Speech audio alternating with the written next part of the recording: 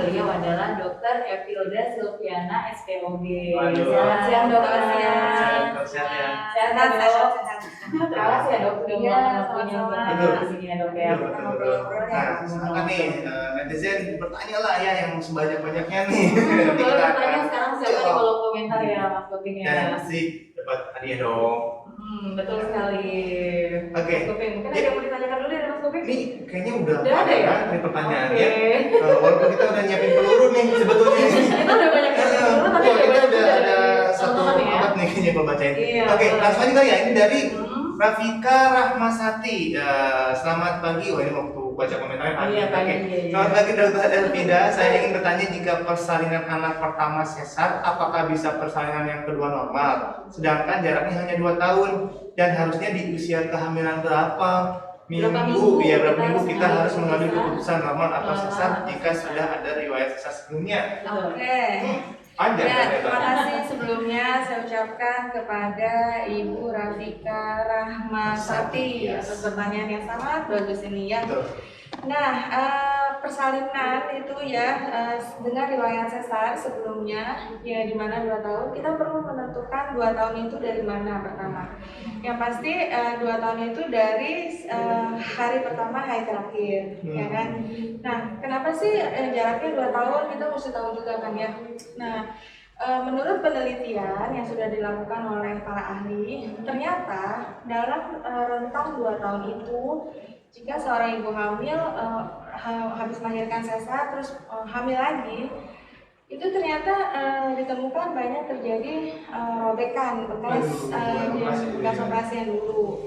Nah, oleh sebab itu makanya para ahli itu mengadakan kesimpulan bahwa udah deh 2 tahun itu jangan dicoba normal gitu, lebih baik kita sesar lagi kalau kurang dari 2 tahun ya. Nah, gimana kalau dia kehamilan itu lebih dari 2 tahun? Kalau lebih dari 2 tahun kita mesti melihat beberapa faktor dulu. Ya, seperti misalnya yang pertama kita mesti lihat dari USG bagian bawah rahimnya itu tipis apa enggak seperti itu. Kemudian ada beberapa skor untuk meramalkan kira-kira persalinan berikutnya bisa normal atau enggak. Antara lain misalnya berat badan janinnya berapa. Kalau misalnya lahir yang dulu beratnya 2.700 gram, kemudian hamil ini taksirannya 3.500. Wah, itu kayaknya agak berat kan, ya kan? Ya besar. Kemudian kita harus lihat irisan yang dahulu. Tapi kan kadang-kadang pasien nggak tahu ya irisannya itu yang dulunya lurus apa pendatar gini ya. Kemudian juga kita harus menentukan pembukaan, kemudian ini hamil keberapa. Banyak faktornya untuk menentukan meramalkan kira-kira ini bisa nggak, dan kita sebutnya nggak bisa bilang bisa atau tidak, kita selalu bilangnya partus percobaan. Artinya setelah lebih dari 2 tahun, jika seorang pasien itu hamil lagi dan menginginkan lahir normal, itu artinya kita trial gitu, mencoba. Seorang dokter nggak bisa memastikan oh pasti bisa, ini nggak bisa. Nanti tergantung. Nah, kapan penentuannya bisa normal atau sesar? Ini juga balik lagi tergantung sama indikasinya. Waktu persalinan dahulu indikasinya apa? Indikasinya menetap atau tidak menetap. Indikasi menetap tuh misalnya yang dahulu cacat panggulnya. Berarti yang hamil sekarang karena udah cacat nggak bisa dong lahir normal, artinya harus disesar lagi, ya kan? Misalnya yang indikasi sesar sebelumnya pendek sehingga panggulnya sempit. Nah itu sampai kapanpun lebih dari berapa tahun pun nggak bisa sesar lagi, nggak bisa normal lagi, harus sesar ya. Nah itu menjadi pertimbangan-pertimbangan kenapa nggak bisa. Misalnya gemeli kembar, yang hamil sekarang kembar, yang sebelumnya riwayat sesar itu juga nggak bisa, seperti itu ya. Jadi ada beberapa pertimbangan yang memang bisa, ada beberapa yang tidak bisa, seperti itu. Berarti emang nggak bisa 100%? Iya, kita ngelihat banyak pertimbangan, jadi nggak bisa.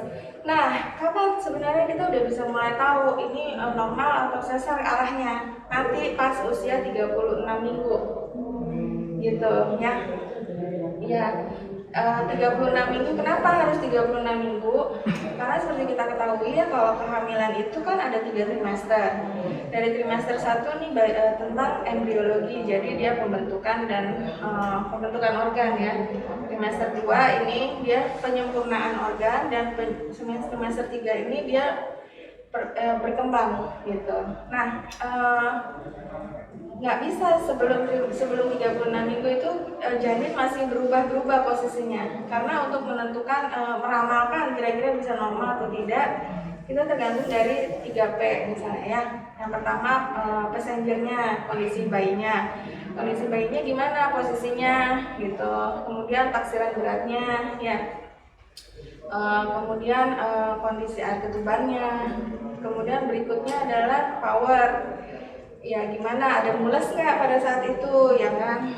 Terus yang ketiga adalah jalan lahir ibunya, passage-nya, semuanya itu kita bisa prediksikan di 36 minggu ya, asal indikasi yang sebelumnya tidak ada indikasi menetap.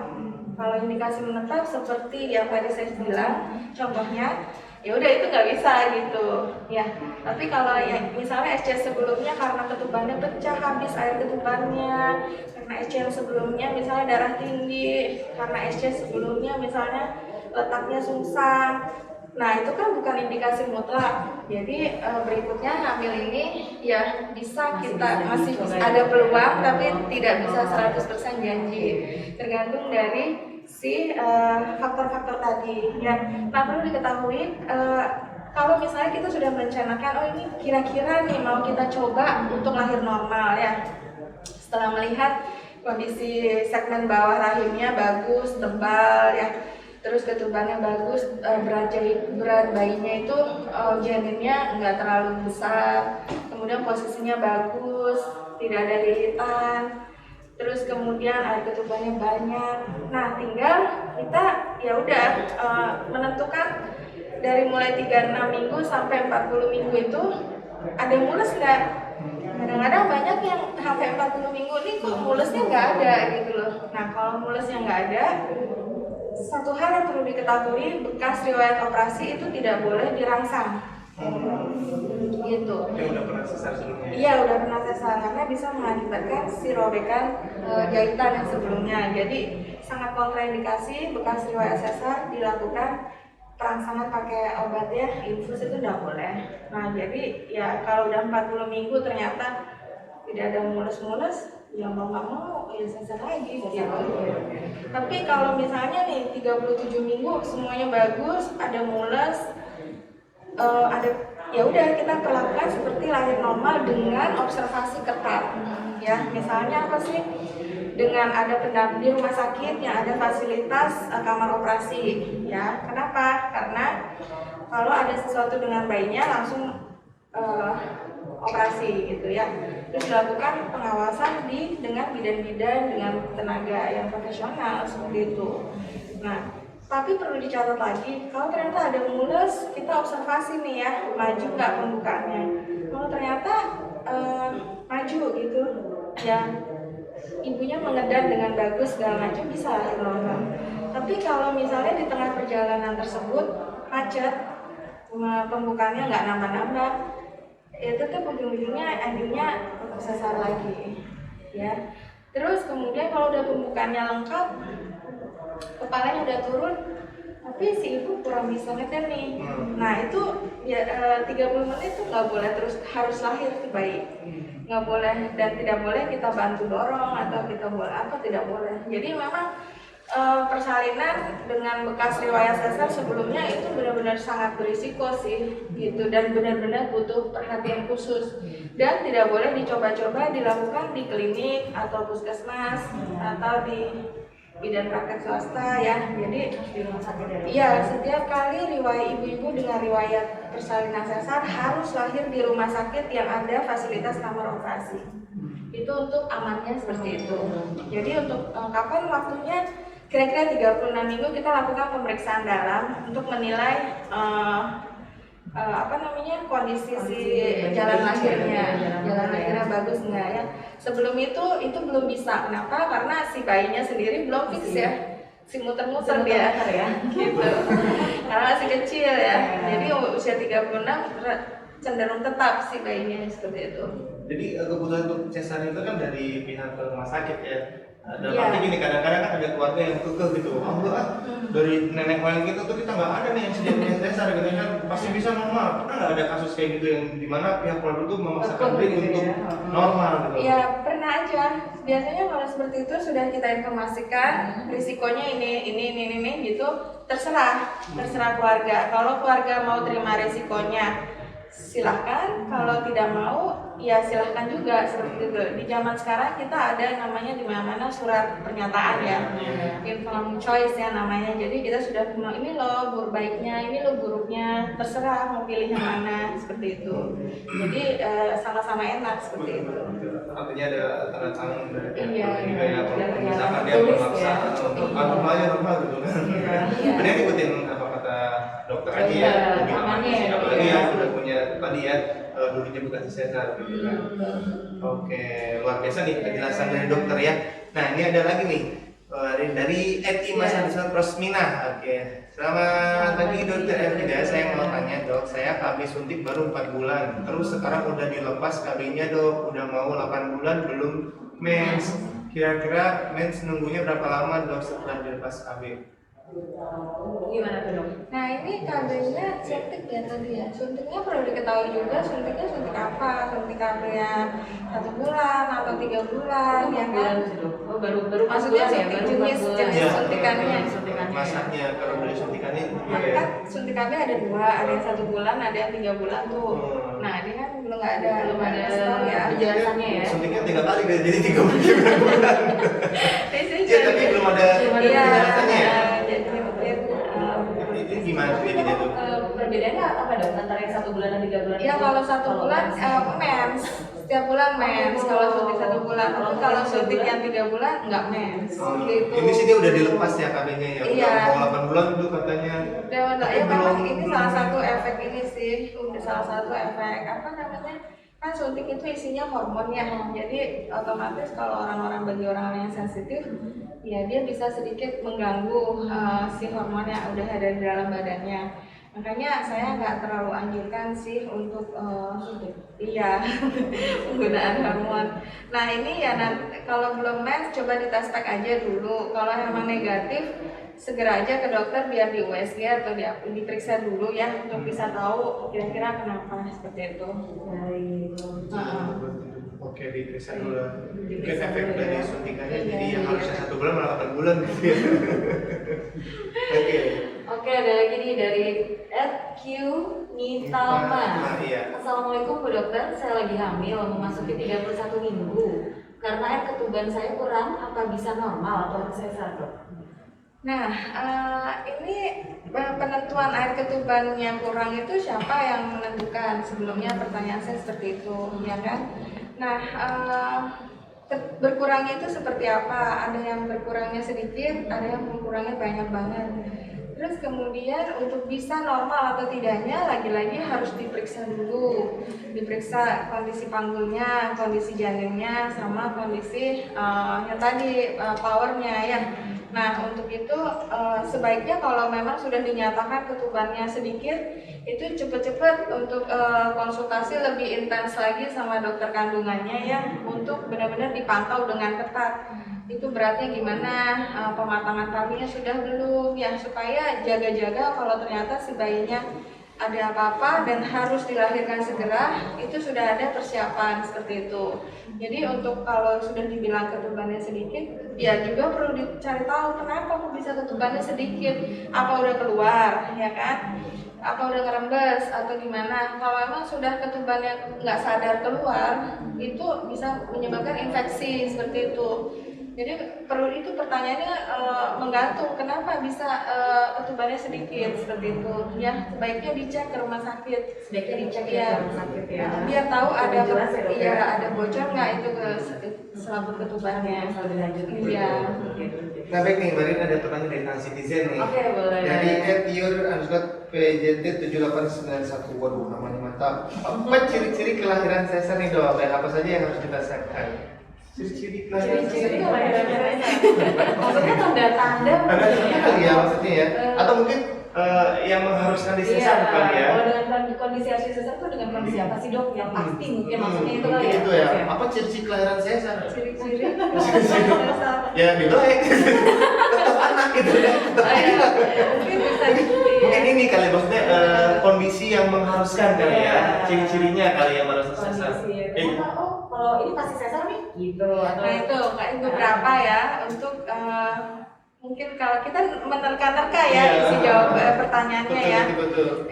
Ya kondisi yang mengharuskan sesar misalnya bekas sesar 2 kali, bekas sesar kurang dari 2 tahun, ya kan? Terus bekas sesar dengan sungsang, bekas sesar dengan kehamilannya kembar, bekas sesar dengan mungkin ditemukan tumor besar atau kista besar yang menghalangi si jalannya lahir, ya. Terus bekas sesar dengan mulut rahimnya itu infavorable cervix tuh maksudnya dia kaku seperti itu dan ketubannya habis seperti itu kira-kira indikasi ya.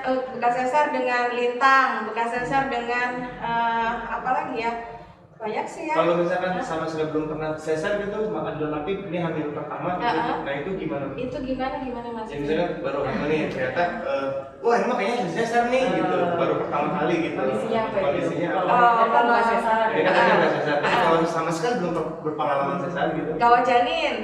Gawat? Janin.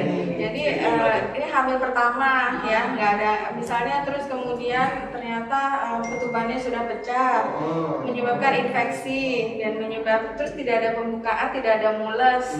Terus kemudian direkam jantungnya ternyata si janinnya jantungnya kurang bagus, itu sesar langsung seperti itu ya. Kemudian misalnya hamilnya kembar, tapi yang satu letaknya bokong, yang satunya letaknya kepala. Jadi takutnya kalau persalinan normal bisa interlocking, ya. Kira-kira seperti itu. Oke.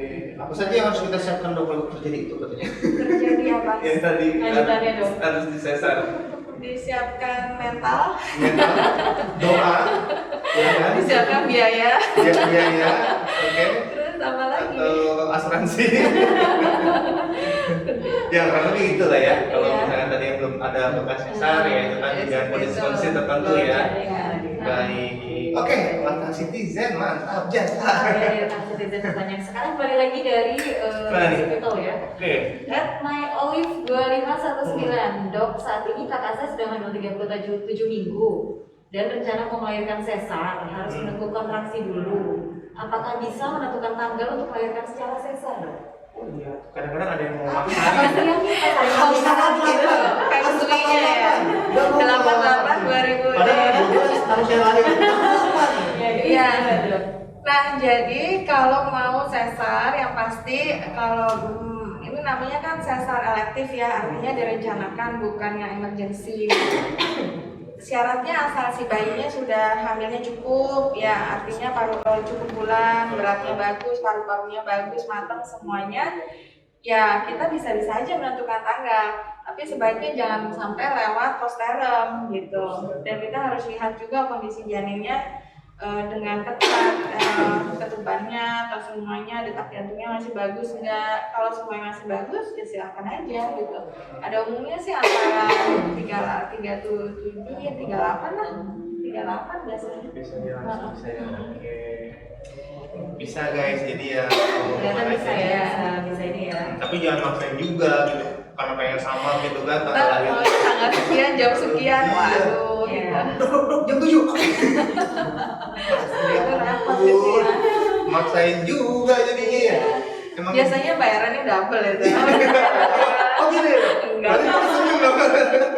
Bercanda ya. Kayak Kalau kita ada bercanda ya. Oke, dari mana nih? Dari Cumi underscore KS. Emang iya dong kalau usia ya? Iya, Di kalau atas 35 tahun itu proses kelahiran dipastikan harus sesar. Oh enggak. Enggak. nenek saya kemarin apa? Nenek mah udah enggak. Enggak apa ya. Jadi Ibu Cumi. Manggilnya kayak enak banget ya. Bu Cucung kali ini, biasanya dipanggil Cucung kan Bu Bu Cucung. Mimi kali Oh, Mimi ya. ya, lebih bagus juga tuh. Enggak sih Bu Bu Jumi ya. Syuki kali dong. Iya, Syuki. enggak ya, ternyata enggak. Jadi usia 35 tahun ya gitu ya. enggak. Jadi tidak 35 tahun di atas itu harus sesar itu enggak ya. Jadi sesar itu tergantung indikasi ya. Kalau ada indikasi ya kita lakukan, kita sarankan ya. Tapi kalau tidak ada indikasi ya kita selalu mencobanya normal dulu seperti itu. Jadi nggak terlalu sensasi. Iya. Kayaknya sih kodratnya ya normal gitu Iya. ya. Mana ada sesar ya. Normalnya tadi kan. Oke, nah sebelum ada pertanyaan lagi nih dok, saya mau tanya nih dari dulu ya. Oke, dok gimana sih untuk bisa melancarkan nanti proses persalinan normal? Apa betul salah satunya harus dengan berhubungan dengan suami dulu, ditengokin dulu kayaknya? Iya. Apa perlu ditengok dulu sama suami?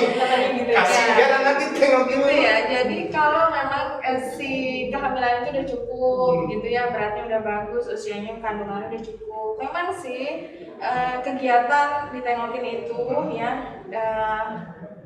memang ada bagusnya juga sih. Nah, karena apa sih? Karena ternyata nih si sperma itu mengandung zat namanya prostaglandin. Nah, si zat tersebut kalau terkena mulut rahim bisa menyebabkan kayak kontraksi seperti itu ya. Jadi dipercaya bisa sedikit memulai inisiasi kontraksi tersebut dan akhirnya bisa lahiran gitu, mulesnya bertambah seperti itu. Iya biasanya gitu, cuman kan mungkin agak susah ya dengan perut besar. Nah itu mah harus belajar sama siapa tuh? Harus belajar sama dokter boy gitu kayaknya. Kalau dengan senam hamil gitu tuh? Nah iya, senam hamil juga membantu. Kenapa? Karena senam hamil itu bisa merilekskan otot-otot di panggul tersebut supaya nanti pas kan nanti kalau proses persalinan itu kita posisinya kakinya mengangkat ya. Jadi dengan senam hamil itu kita udah benar-benar terbiasa untuk lemes gitu loh ototnya ya. Jadi bagus juga itu, saya sarankan untuk senam hamil. Daripada yang tadi berhubungan dengan suami. Ya itu boleh juga. Jadi sebenarnya kita juga punya program senam hamil nih ya. Oh, di mana nih? Siap Sabtu jam 9 sampai jam 12 ya, itu harganya murah banget dan nggak usah takut corona karena bisa dilakukan secara virtual. Jadi di rumah enak-enak gitu ya? iya. Jadi di rumah pakai yoga mat sendiri, pakai pilates ball sendiri, nanti instrukturnya dari kita. Nah, ibu-ibu tinggal senam, tinggal ngikutin gerakannya seperti itu. Nah, Gratis ya? iya. Oh enggak, itu kayaknya ada. Oh, Iya. ada. Tapi nggak mahal kok itu. Oh iya, mahal kok. Iya, demi kelancaran persalinan ya.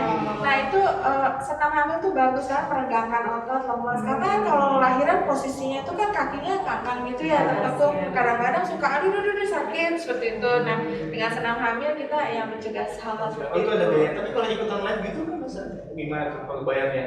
Pura-pura bayar? Nah itu bisa disimak di websitenya EMC ya, itu ada ininya ya, Ada sebelum bayar muka dia nggak nongol gitu. Gimana ya? Oh langkahnya, oke bagus itu ya, menarik. Menarik banget. Iya, jadi dianjurkan usia kehamilan 28 minggu ke atas itu udah harus mulai rajin-rajin senam deh. Oke. Kalau ngopel gitu nggak tahu ya. Oh itu sangat. Tapi bagus ada ngepel sambil. Kita kepleset lagi. Ngopel nggak bagus karena masih mikir cicilan. Oke, dari mana lagi? Ada lagi? Dari @enik_67. Apabila kelahiran anak pertama normal, terus anak kedua apa bisa melahirkan normal lagi dok? Meskipun jaraknya kurang dari 1 tahun. Tadi sudah dijawab. Udah ya tadi ya, kalau normal mah ya. Ya, Normal mah itu nggak ada masalah balik ya? lagi bisa atau enggaknya tergantung indikasinya, Iya. tergantung kontraindikasi dan harus diperiksa dulu seperti itu. Diperiksa dulu langsung dulu. Iya sih, oke. Ini dari mana lagi nih, Mbak Dewi? Dari Arif Foxy, apakah ciri khusus untuk ditentukannya kelahiran secara normal atau sesar? Tadi sebenarnya udah di ini juga ya, ciri Ciri khususnya. itu gimana Iya. ya maksudnya? Jadi ya pokoknya kalau ada indikasi menetap ya kita berarti sesar lagi. Kalau tidak ada indikasi menetap ya bisa dilakukan percobaan namanya trial of labor ya, gitu aja sebenarnya. Oke, dilakukan percobaan ya. Mas, Oh ini dari langsung aja nih, ada nih dari @ijamoka Augul Pagau. Apa itu? Orang Jepang. Dok, saya mau bertanya apakah beresiko kalau sesar baru 7 bulan lalu hamil lagi? Iya ya, tadi udah dijawab ya. Minimal 2 tahun ya, minimal itu pun kan juga tetap ya harus Berarti dilakukan. itu kalau 7 bulan mas, berarti benar-benar pengawasannya harus ketat banget gitu ya. Kalau udah terlanjur ya. Iya, kalau udah terlanjur kan kita nggak mungkin batalkan kan. Betul. Jadi Ya, ya udah kehamilan itu benar-benar diawasin ketat karena risiko tinggi banget ya. Betul. Ya, Bapak Ibu nih tolong nih dijaga tuh anaknya ya karena udah sesar, udah lahir lagi. Cepet amat sih bapaknya. Kejar setoran ya. Kerja setoran. Terus ini ada lagi nih dari Istina Sas. Halo dok, bisakah langsung menyusui setelah operasi sesar? Dan berapa lama jeda waktu yang ideal untuk hamil lagi setelah operasi sesar? Menyusui setelah sesar bisa langsung ya. Jadi intinya pokoknya air susu itu akan diproduksi pada saat dan akan mulai banyak kalau si bayi itu menyedot gitu ya, menyusu. Pada saat itu sel-sel di puting susu akan mengirimkan sinyal ke otak dan otak akan mengeluarkan hormon. Hormon itu akan memerintahkan kelenjar air susu untuk memproduksi si air susu. Jadi kalau nggak ada gerakan mutan bayi itu air susu iya itu rangsangan. Dari bayi ya, ingat dari bayi. Dari bayi. Oke. Jadi kalau nggak ada mutan si bayi, otomatis air susunya kadang-kadang tersendat seperti itu, ya. Makanya kadang-kadang pas udah lagi lahir langsung disimpan gitu ya. Iya, inisiasi. Fungsinya untuk itu ya. Inisiasi menyusui dini. Tadi apa pertanyaan lanjutannya? Lanjutannya dan berapa lama jeda waktu yang ideal untuk hamil lagi setelah proses minimal tadi? sih 2 tahun. 2 tahun lah, paling aman ya, Iya. paling aman. Tapi jangan mepet-mepet banget lah, lebih dikit lah. Lebih dikit, bener 3 tahun lah ya. Iya gitu. Mungkin maksudnya biar tamat SD, tamat SMP-nya nggak barengan kan? Jangan 3 tahun juga repot. Repot ya, iya. Oh ini